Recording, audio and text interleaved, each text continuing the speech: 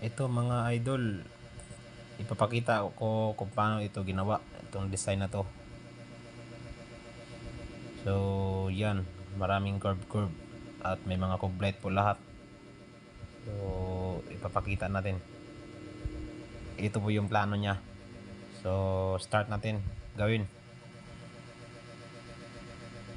So inuna natin yung framing ng kublight para doon natin ikakabit yung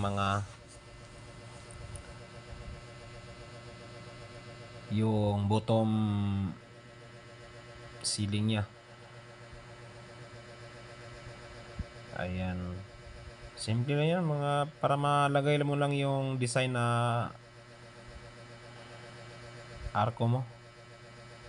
Basta di lang makita yung metal paring na ikakabit mo sa loob. Siyempre lalagyan pa man yan ng siding na. So ang drop namin from top ceiling to down is to 4 inches. So yung siding namin is 2 inches sa bawat kublight. Ayun yung ginamit namin, mga metal paring, mga putol-putol. Ayun na nagawa na yung nasa gitna. Kahit di maayos pagkakabit ng noong nasa gitna nyo, ang importante yung nasa labas, at ang importante rin hindi rin makapasok yung mga insekto sa loob. Pero pag curve na yung design ninyo, gagamit talaga kayo ng mga wall angle.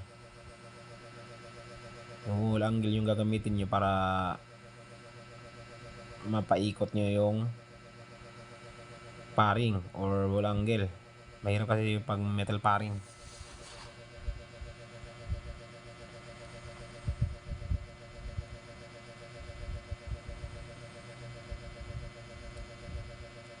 Simpleng idea lang to mga bugs or mga idol.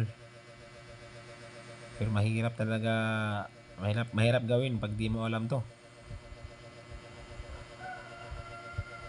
Ayun, dapat talaga iskolado yung pagkakalagay nyo ng design sa gitna. So kahit sumobra po yan, kakatingin lang natin yung sobra. At ayun ang mga curve, nilagay na namin.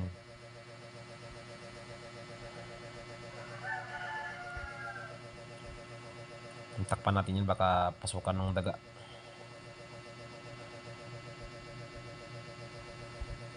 Pasukan ng mga insekto.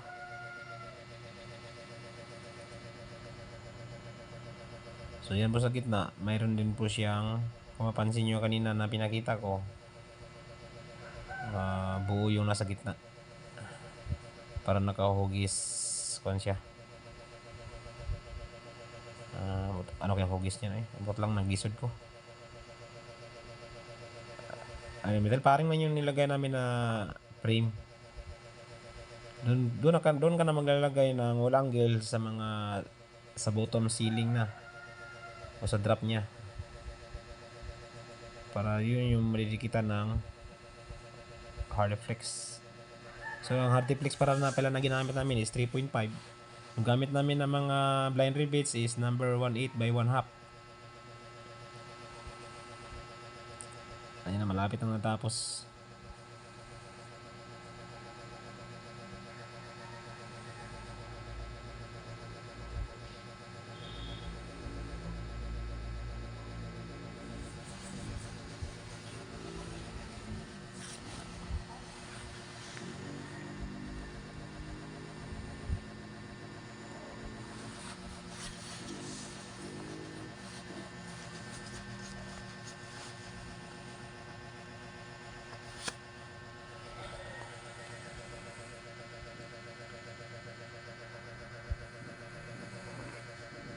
Itong ginawa namin ng design is kan po siya, second floor.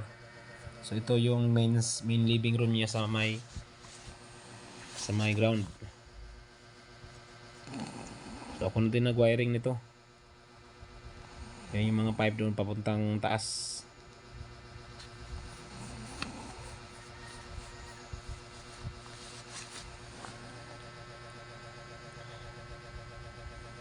Ayan, nagkabit na siya ng walang angle, oh. So, dyan natin ididikit yung hard flex na 2 inches.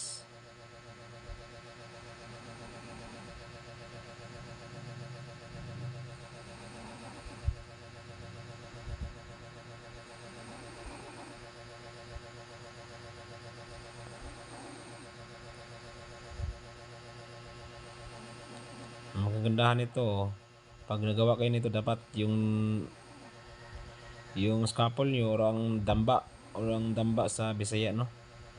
Kuha na siya kanang kuha nito ng dapat dalawa talaga para makabuelo kayo ng pagkakabit or pag-install.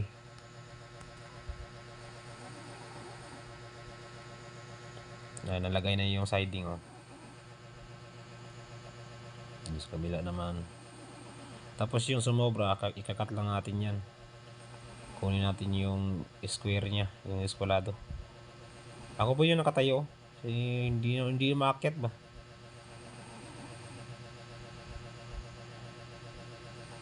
Tayo lang.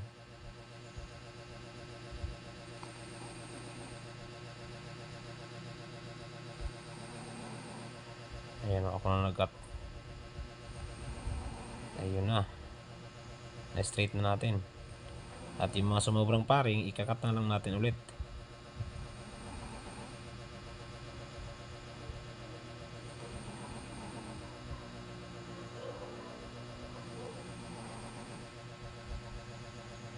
Kung yung straight lang, hindi na kailangan gumamit pa ng wall angle. Metal paring, pwede na. Nasa sa inyo, patatagilid nyo yung metal paring o ipapatihaya nyo. Pero kung sa akin lang, mas maganda ipatatagilid nyo para matibay. Doon sa corner, siyempre ilalak nyo yung metal paring para di matumba. Para talagang matibay siya.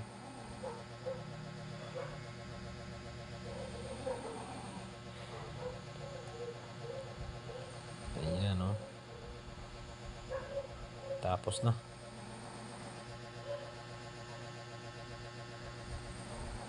Ang linisin kasama ko.